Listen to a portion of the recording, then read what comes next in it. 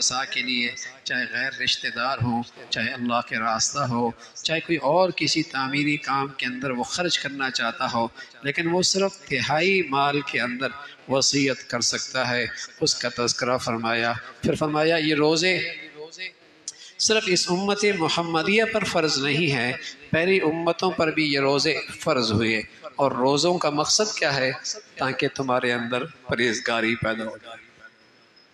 تمہارے اندر احتیاط اور پرہیزگاری پیدا ہو جائے، کہ اس روزے میں ایک تربیت کرائی گئی کہ پیاس کی شدت ہے، پانی موجود ہے، خلوت بھی ہے، تنہائی بھی ہے، قانون کی رسائی بھی نہیں، انسان کی نظریں بھی نہیں، لیکن پھر بھی تم اس حلال چیز کو نہیں پی رہے، اللہ دیکھ رہا، اللہ دیکھ رہا ہے، بھوک لگی ہے، خلوت ہے، تم نہیں کھا رہے، تمہاری اپنی اہلیہ ہے، زوجہ ہے، روزے کی حالت میں ہو، تم اس کے قریب نہیں جا رہے، حلال چیزوں سے بھی تمہیں روک دیا تاکہ تمہاری تربیت ہو جائے کہ آئندہ 11 مہینوں میں کم از کم درجہ یہ کہ تم حرام سے بچ جاؤ، کم از کم درجہ یہ ہے کہ تم حرام سے بچ جاؤ۔ روزے کا مقصد یہ ہے، جس خوش نصیب کو اس روزے کی برکتیں یہ نصیب ہو جائیں تو گویا کہ اللہ اسے رمضان میں بہت کچھ دے رہا ہے۔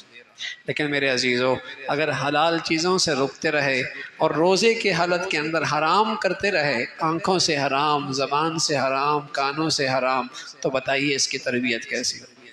حلال سے رک گیا لیکن حرام سے پھر بھی باز نہ آیا تو روزے کا مقصد حاصل نہیں ہوگا۔ تو فرمایا روزے کا مقصد ہے تمہاری تربیت ہو جائے، تمہارے اندر خوف خدا پیدا ہو جائے، تمہارے اندر احتیاط آ جائے، تمہارے اندر پرہیزگاری پیدا ہو جائے۔ پھر رمضان جس مہینے کے اندر یہ روزے ہیں، اس کی بڑی فضیلت ہے، اس لیے کہ اسی رمضان کے مہینے میں اللہ نے قرآن مجید بھی نازل فرمایا۔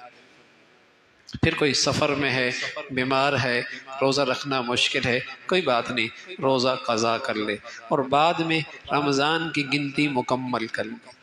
رمضان کی گنتی مکمل فرما لے۔ اور پھر فرمایا اگر کوئی شخص اللہ سے فریاد کرے گا اور پورے یقین اور اعتماد سے کرے گا، اللہ اس کی فریاد ضرور سنیں گے۔ البتہ رمضان کی راتیں ہیں، رمضان کی راتوں میں آدمی اپنی اہلیہ کے قریب جا سکتا ہے، زوجیت کے حقوق ادا کر سکتا ہے، ہاں اعتکاف کی حالت کے اندر ایسا نہیں کر سکتا۔ اور پھر حکم آیا اللہ کے راستے میں قتال کا، جہاد کا، اور راہ خدا میں خرچ کرنے کا، اس کی تلقین فرمائی۔ پھر حج کے احکامات بتائے، عمرہ ہے، حج ہے، اور پھر جس شخص میں حج کو گیا اور وہاں کچھ چیزیں خرید بھی لی، کوئی بات نہیں، خرید سکتا ہے، لیکن مقصود حج اللہ کی رضا کرنے، اللہ کو راضی کرنے کے لیے ہو، اس لیے حج ہو۔ اور پھر حج کے اندر کوئی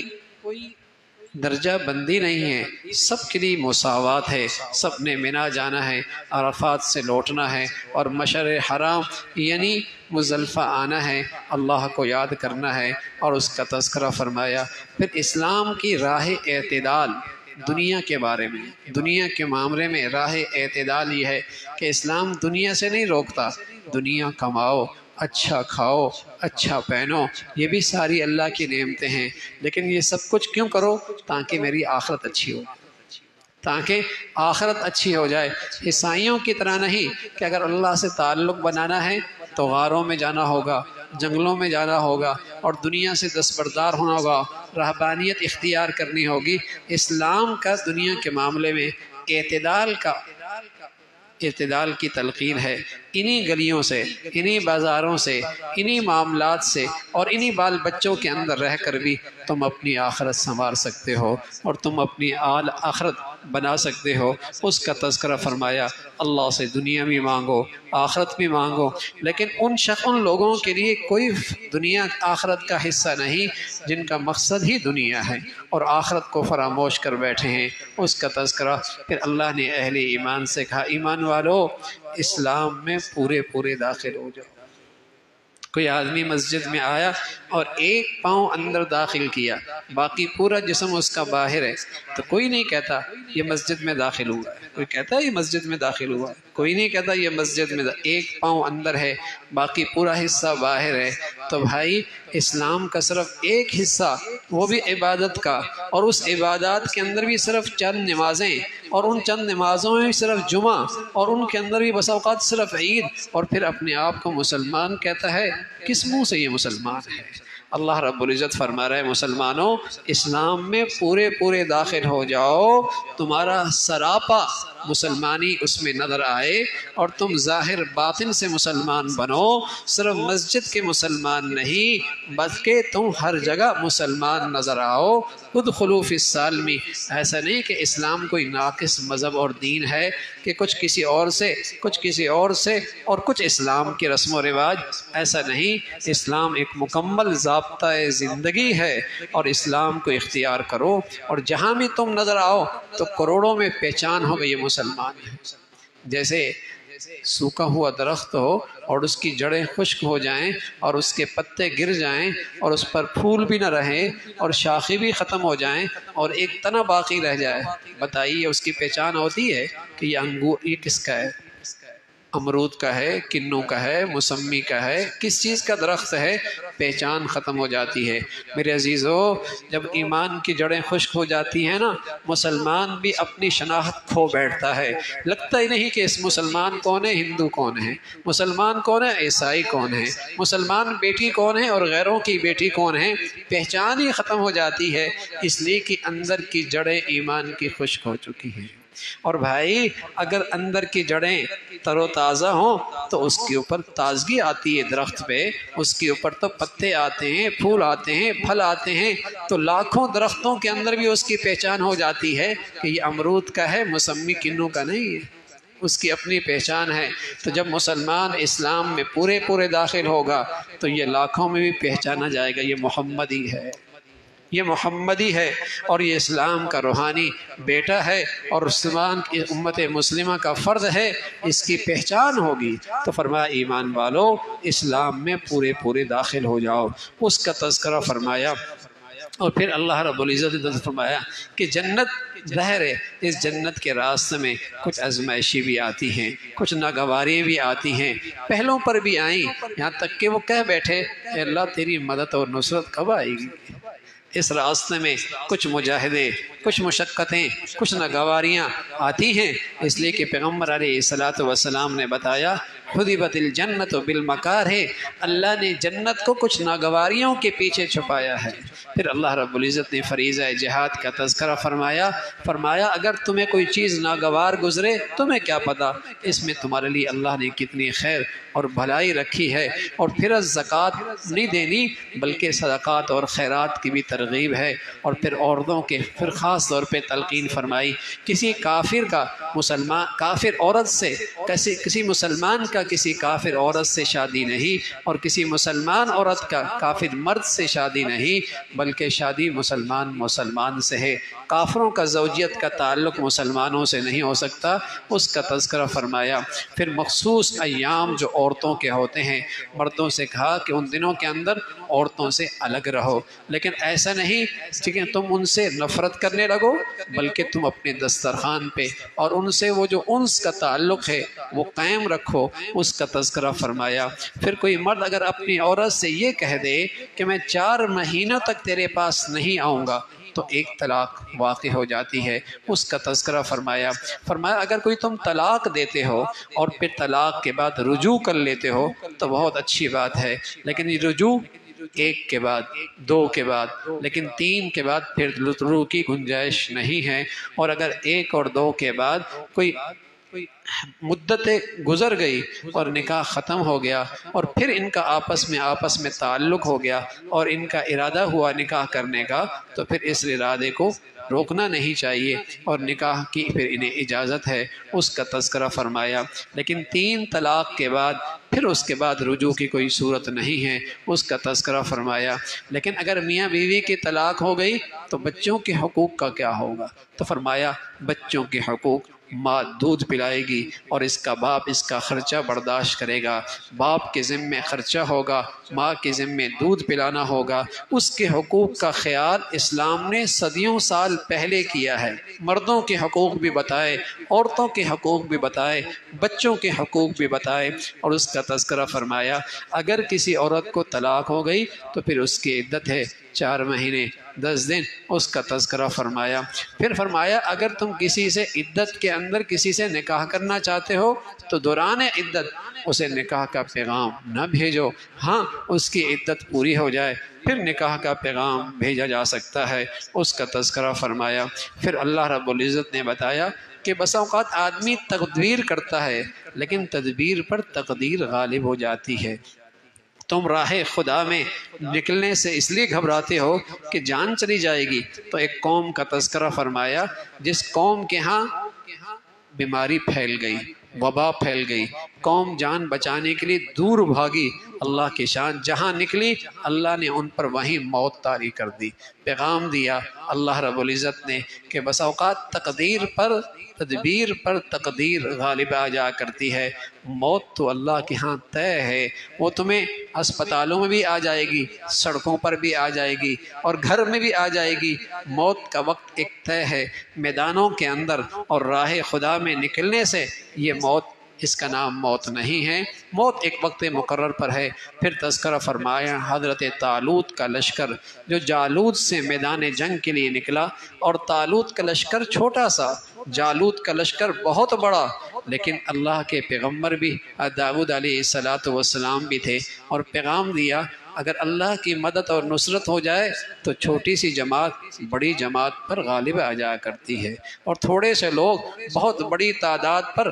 غالب آ جا کرتے ہیں۔ ہوا بھی کچھ ایسا ہی کہ جالوت کو مار دیا گیا، اور پھر اللہ رب العزت نے داؤد علیہ السلام کو حکمت دے دی، بادشاہت دے دی، اس کا تذکرہ فرمایا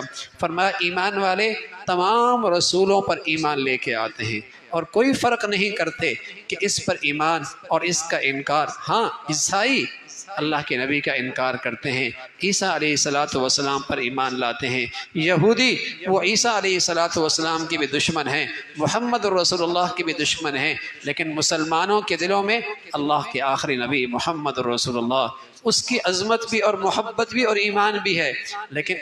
حضرت عیسیٰ کی محبت میں بھی فرق نہیں ہے اور حضرت موسیٰ کی عظمت میں بھی فرق نہیں ہے، اسی کا تذکرہ فرمایا۔ پھر راہ خدا میں خرچ کرو اس سے پہلے کہ وقت نکل چکا ہو، اس سے پہلے کہ وہ گھڑی ختم ہو جائے جہاں تمہارا خرچ کرنا پھر کام نہ آئے اور جہاں کوئی دوستی بھی کام نہ آئے۔ پھر آیت الکرسی کا تذکرہ فرمایا، اور پورے قرآن کی سب سے زیادہ فضیلت والی آیت ہے، سب سے زیادہ فضیلت والی آیت ہے، اور جس کے اندر اللہ کی بڑائی اور اللہ کی عظمت اور اللہ کی توحید کا تذکرہ ہے۔ فرمایا اسلام میں زبردستی کسی کو داخل نہیں کر سکتے، لا اکراہ فی الدین، دین میں زبردستی نہیں ہے، کسی ہندو کے گردن پہ آپ تلوار رکھ دیں، کسی سکھ کے سر پہ پستول رکھ دیں کہ کل مسلمان ہو جاؤ، فرمایا اسلام میں اس کی گنجائش نہیں، لیکن ہاں مسلمان ہونے کے بعد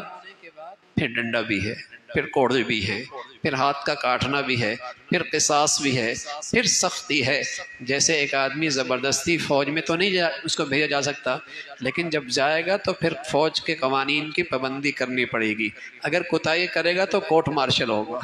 اگر کوتاہی کرے گا تو کورٹ مارشل ہوگا۔ اسلام میں زبردستی تو داخل نہیں کیا جا سکتا، لیکن جب تم نے اسلام کا لبادہ اوڑھ لیا اور کلمہ لا الہ الا اللہ پڑھ لیا تو پھر یہ ہے اسلام کے حقوق کا بھی لحاظ رکھنا ہوگا اور اسلام کی عزت و حرمت کا بھی لحاظ رکھنا ہوگا، اور اگر اس میں کوتاہی کی ہے پھر سزا ہوگی، پھر سزا ہوگی، پھر قصاص بھی ہے، پھر چور کا ہاتھ کاٹنا بھی ہے، پھر شرابی کو کوڑے بھی ہیں، پھر زانی کے لیے سنسار بھی ہیں، پھر یہ سزائیں اسلام کی ہیں۔ یہ پھر سختی ہے، یہ نہیں کہ پھر جو چاہو کرتے رہو اور کوئی کہہ دے میاں اسلام میں سختی نہیں، تم نے اپنی قبر میں جانا ہے، میں نے اپنی قبر میں جانا، نہ میرے عزیزو۔ پھر باپ کے ذمے ہیں اولاد کو تنبیہ کرے، استاد کے ذمے ہیں اپنے ماتحت کی نگرانی کرے، پھر گھر کے سربراہ کی ذمہ داری ہے کہ اس کی چاردیواری میں اللہ کی نافرمانی نہ ہو، یہ پھر ذمہ داری اور فریضہ بنتا ہے، تو پھر ذمہ داری بنتی ہے۔ پھر اللہ کی قدرت کے چند نمونے ذکر فرمائے کہ اللہ بہت بڑے ہیں اور اللہ کی بڑی قدرت ہے۔ جب ابراہیم علیہ السلام کا جب ایک شخص سے مکالمہ ہوا اور وہ کہنے لگا کہ اللہ کا تعارف کراؤ، تو ابراہیم علیہ السلام نے بتایا کہ اللہ تو وہ ذات ہیں جو زندگی دیتے ہیں، اور جس کے ہاتھ میں موت ہے۔ تو وہ نامراد کہنے لگا یہ کام تو میں بھی کر سکتا ہوں، کوئی آدمی بے قصور ہو اسے پھانسی پہ لٹکا دوں، اور کوئی آدمی قصوروار ہو میں اسے رہا کر دوں، یہ تو میں بھی کر سکتا ہوں۔ حضرت ابراہیم علیہ السلام سمجھ گئے یہ یوں نہیں سمجھے گا، فرمایا اچھا میرا اللہ تو وہ ہے جو سورج کو مشرق سے نکالتا ہے مغرب میں غروب کرتا ہے۔ اب وہ خاموش ہو گیا، کیا جواب بنے؟ فَبُهِتَ الَّذِي كَفَرَ۔ جواب ہو سکتا تھا کہ یہ میں کرتا ہوں، تمہارا اللہ کچھ اور کر دے، ہاں یہ میں کرتا ہوں، لیکن اسے ڈر اور خوف ہوا اگر یہ میں نے کہہ دیا تو کوئی ایسا نہ ہو کہ اللہ مغرب سے نکال دے، مشرق پہ غروب کر دے، ساری دنیا کو اللہ کی ربوبیت کا پتہ چل جائے، اللہ کی عظمت لوگوں کے دلوں میں بیٹھ جائے، اس سے کوئی جواب نہیں بن جائے، اور خاموش ہو گیا۔ اس کا تذکرہ فرمایا، پھر حضرت عزیر کا تذکرہ فرمایا، گزر رہے تھے، بستی اجڑی پڑی تھی، فرمایا اے اللہ تو انہیں زندہ کیسے کرے گا؟ تو انہیں زندہ کیسے کرے گا؟ زندہ کرنے کی کیفیت کیا ہوگی؟ یہ کہنا تھا، اللہ رب العزت نے اس اللہ کے اپنے پیارے پر موت طاری کر دی، اور جب اٹھایا تو پوچھا کم لبس؟ کہنے لگا لبس تو یومن او بعض یوم، ایک دن سویا ہوں گا، آدھا دن سویا ہوں گا۔ اللہ فرمایا نہیں، تو 1 صدی تک سویا رہا، 1 صدی تک سویا رہا۔ فَأَمَاتَهُ اللَّهُ 100 عام ثُمَّ بَعَثَ، پھر اٹھایا اللہ نے، 1 صدی تک سلایا رکھا، موت طاری کر دی۔ فرمایا دیکھو ذرا، اپنے تمہارے پاس سواری بھی تھی نا گدھے کی شکل میں، تمہارے پاس کھانا بھی تھا، دیکھو میری قدرت۔ گدھا اس کی تو ہڈیاں چورا چورا ہو گئی، اور کھانا جلدی خراب ہوتا ہے، اللہ نے اپنی قدرت دکھائی، وہ کھانا ویسے کا ویسا پڑا ہوا ہے، کھانا ویسے کا ویسا پڑا ہوا ہے۔ اللہ بڑی قدرت والے، اور بھائی اللہ آج بھی اپنی اسی قدرت کے ساتھ ہے،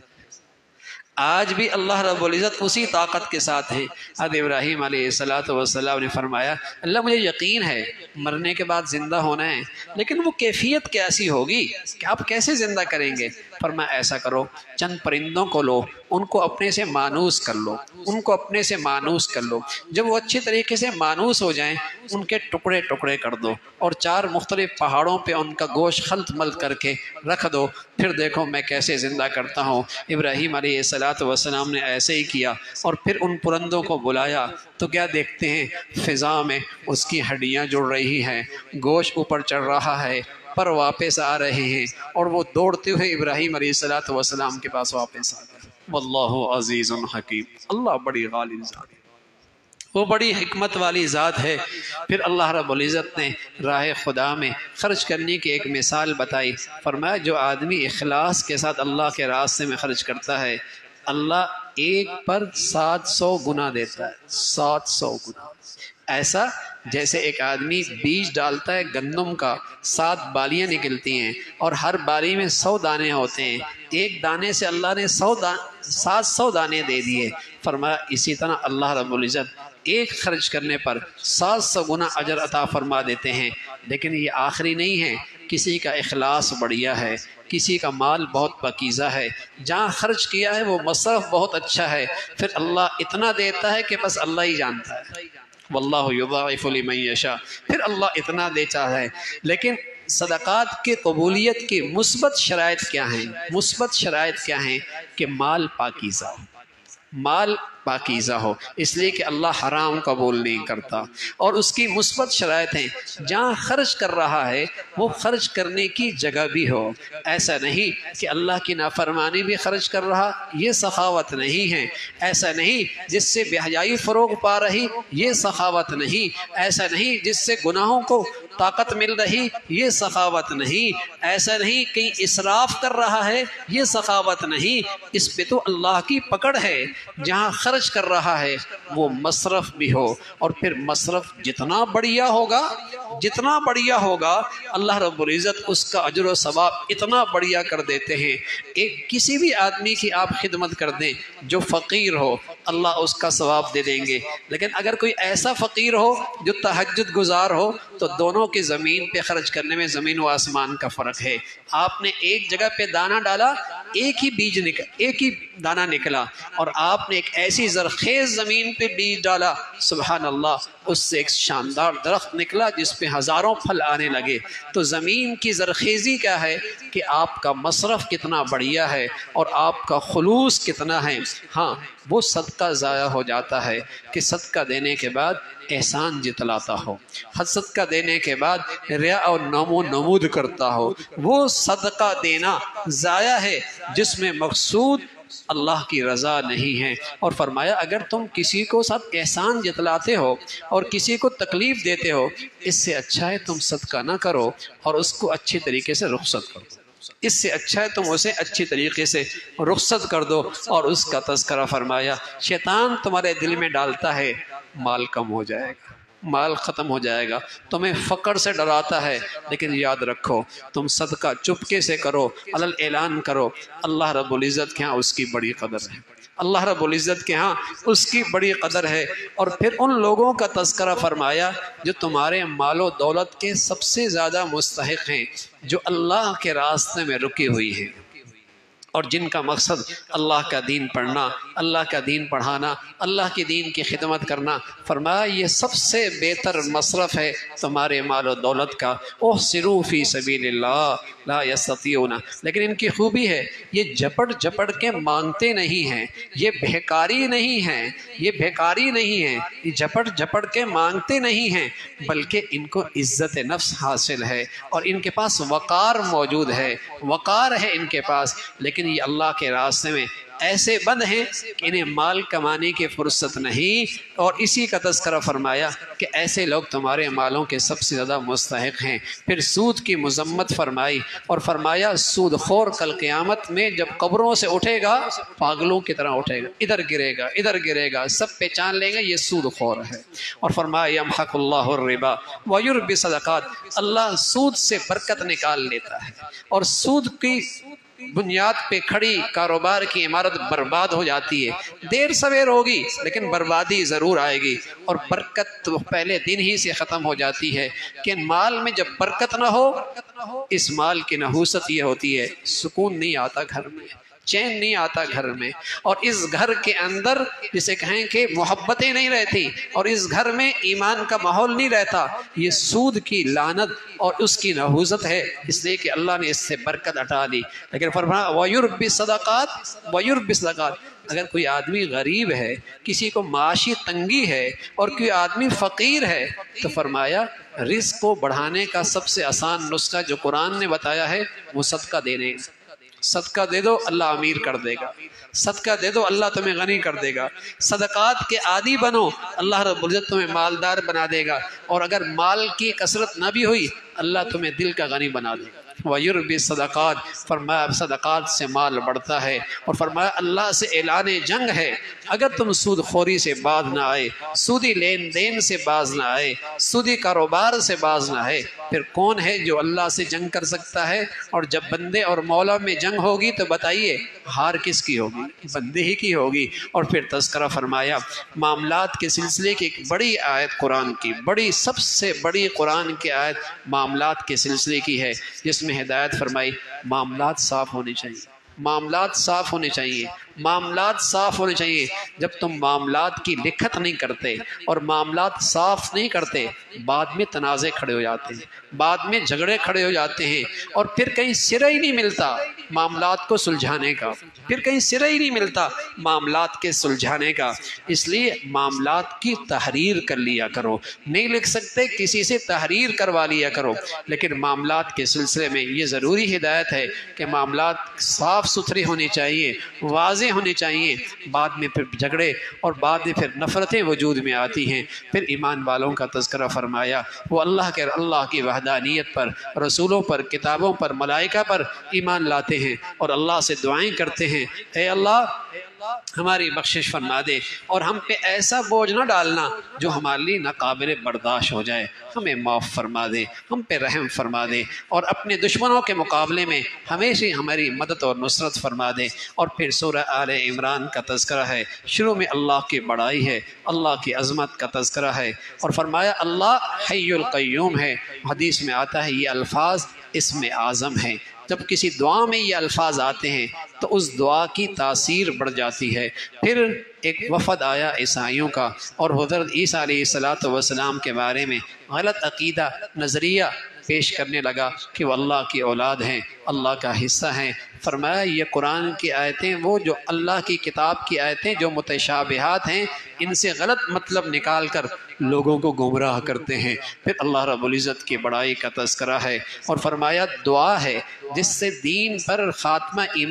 جس پر ایمان پر خاتمہ نصیب ہوتا ہے، اور وہ دعا ہے ربنا لا تزغ قلوبنا بعد اذ ہدیتنا وہب لنا من لدنک رحمہ انک انت الوہاب۔ اس دعا کو کثرت سے پڑھتے رہا کرو، جس کی برکت سے اللہ رب العزت خاتمہ ایمان پہ نصیب فرما دیں گے، اور ایمان ہدایت کے بعد گمراہی سے محفوظ فرما دیں گے۔ پھر وہ چیزیں جو عام طور پہ انسان کو پسند ہوتی ہیں اور ان سے محبت کرتا ہے، مال سے، سواری سے، سونے سے، چاندی سے، اولاد سے، بیویوں بچوں سے محبت کرتا ہے، فرمایا یہ محبتیں تمہیں اللہ سے دور نہ کریں، اللہ سے دور نہ کریں، اس لیے کہ اللہ کیا جو کچھ ہے نا وہ ان سب چیزوں سے بہت بہتر ہے، اور وہ کیا ہے؟ جنت ہے، وہاں کے باغات ہیں، اور سب سے بڑھ کر اللہ کی رضا ہے۔ اور اس جنت کے مستحق لوگ کون ہیں؟ جو اللہ سے معافیاں مانگتے ہیں اور صبر کرتے ہیں اور اللہ کے فرما بردار ہوتے ہیں اور اللہ کی اطاعت کرتے ہیں اور سحری کے وقت اللہ سے معافیاں مانگتے ہیں۔ یہ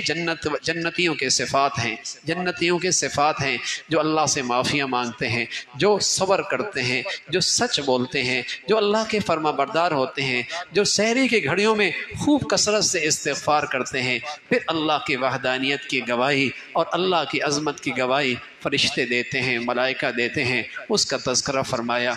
آپ دنیا والوں سے کہہ دیں کہ میں تو اللہ کا فرما بردار ہوں، اور جو اللہ کی فرما برداری پہ آئے گا اللہ اسے ہدایت نصیب فرما دیں گے، اور میرا کام تو اللہ کا پیغام پہنچانا ہے، لیکن پھر بھی اگر تم روح گردانی کرو تو اللہ پہ تمہارا حساب لے گا، اور اللہ حساب لینے میں بہت جلدی کرنے والے ہیں۔ اللہ رب العزت بھائی عمل کی توفیق نصیب فرمائے۔ سبحانک اللہم و بحمدک، نشہد ان لا الہ الا اللہ، نستغفرک و نتوب الیک۔